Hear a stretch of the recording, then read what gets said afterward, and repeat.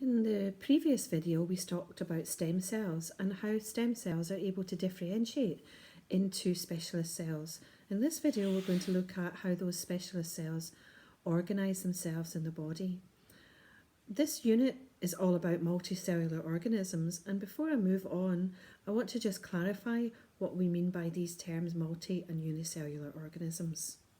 So unicellular just means that it's a single-celled organism, and these are examples of ones that you might hear about when you're doing your National 5 course. There's this organism here called a paramecium. There is yeast cells, those you're probably more familiar with.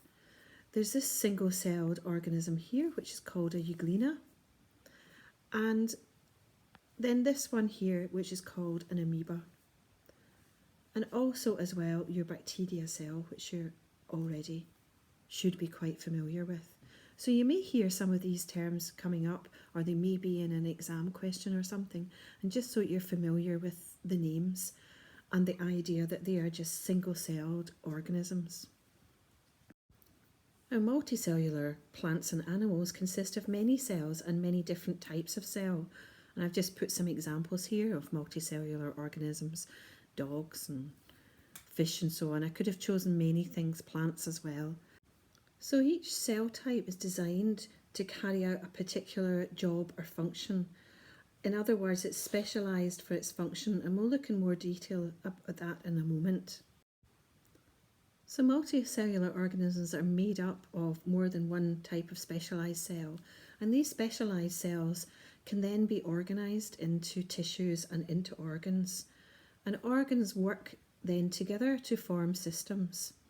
So we say that we have this hierarchy that exists where we've got cells that form together, or specialised cells which form together to make tissues. These tissues then, or groups of tissues working together, then form organs. And then groups of organs working together then form systems. And as I said, we'll speak about that in a bit more detail as well later on in this video. Well, let's have a look at some of the examples of specialised cells that are found in multicellular organisms. Now, this diagram shows a number of different specialised cells. Now, although they all look very different, they do have some things in common. They've all got cell membranes, they've all got cytoplasm. All of them, except for the red blood cell, all have the nucleus. But the structure of each cell is different so that it can carry out a particular function. And we'll just have a quick look at each of these cells and have a look at that structure and function. Here's a diagram of a sperm cell, and it is this shape where it's got a tail here, and that is because sperm cells swim towards the egg to carry out fertilisation. They have that tail to enable them to swim, and they've also got lots of mitochondria for producing energy, and I've just noticed that there's an R missing here in the mitochondria. On the other hand, here is an egg cell, and it's a lot larger than the sperm. The shape is a lot different, and that is because it contains a food store in the cytoplasm for nourishing the embryo. And here's another totally different looking cell. It's a ciliated cell, and these are found in the windpipe of the lungs. And these cells here have these tiny hairs here called cilia, and these help to sweep the mucus, which has got dust and bacteria trapped in it that has been breathed in, and it can sweep that mucus with that trapped dust up to the mouth where it can then be swallowed.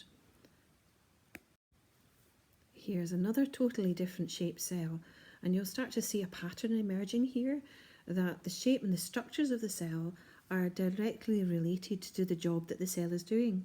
This is a nerve cell or a neuron, and these are very long cells in the body, and they have these extensions on them, and the reason for that is that they're transmitting electrical nerve impulses through the body. Here's a red blood cell, and red blood cells, as I said earlier, they don't have a nucleus. Their job is to carry oxygen around the body, and so having a nucleus there is using up space that can be used to carry oxygen. They've got hemoglobin in them to carry oxygen, also to help to carry oxygen around the body. And they've also got this biconcave shape here, this kind of indented shape that you can see in the diagram or in the picture here. And these indents that are there help to increase the surface area in order to increase the amount of oxygen that can be carried. So all these features with no nucleus, having hemoglobin and that biconcave shape all help to allow the cell to do the job that it needs to do. So far we've just had a look at animal cells, but here's a specialised cell found in a plant cell.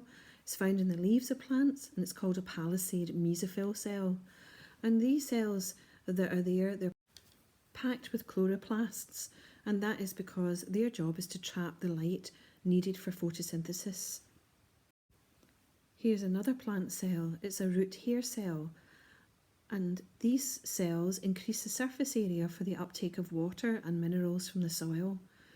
Also, the cell wall is quite thin so that water can move in easily. Now, I said earlier that all these specialised cells lead to the formation of a variety of cells in a multicellular organism and leads to tissues and to organs. So, for example, tissues are groups of cells that all perform the same function. Examples of those are human tissues include blood and muscle tissue. A group of tissues then working together forms an organ. An example of animal organs include heart, lungs, brain and kidneys. Examples of plant organs include roots, stems, flowers, seeds and fruits. And then you have your systems where you've got a group of related tissues and organs, so groups of organs working together to form a system. So for example, you've got your heart, your arteries, your blood, your capillaries and your veins make up the circulatory system. Other examples of organ systems in animals include the skeletal system, the muscular system, the nervous system, the digestive system, the respiratory system and the circulatory system.